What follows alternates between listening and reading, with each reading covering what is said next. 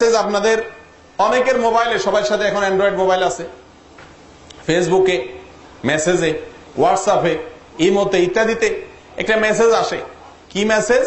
অনেক মেসেজ আসে। এর ভিতরে একটা আমার নজরে পড়ছে যে ভাই এই মেসেজটা যে মদিনা থেকে নবী করিম সাল্লাল্লাহু আলাইহি ওয়াসাল্লামকে স্বপ্নে দেখছে, উনি বলছেন এটা এটা করতে, এটা এটা করতে, হান হান করতে, তান তান করতে স্বপ্নে দেখছে।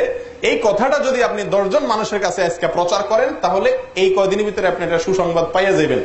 আর যদি প্রচার না করছেন তো আপনার 14 গোষ্ঠী শেষ। এই জাতীয় একটা মেসেজ আপনারা দেখছেন নি?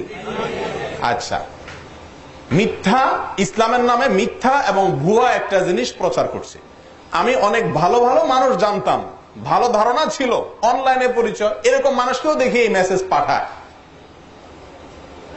তো এই লোক একটি বিদআত, ইসলামের নামে একটি ভুয়া জিনিসকে প্রচারে যদি সে লিপ্ত হয়, তো ওই যে 10 জনে পাঠাচ্ছে, 10 জন কত 10 জন যাচ্ছে, এ সবার গুনাহগুলো তাদেরটা তো তাদের আছেই, আপনার আমল নামে এক্সট্রা হিসাবে জমা হচ্ছে। আল্লাহ তাআলা আমাদেরকে হেফাজত করে।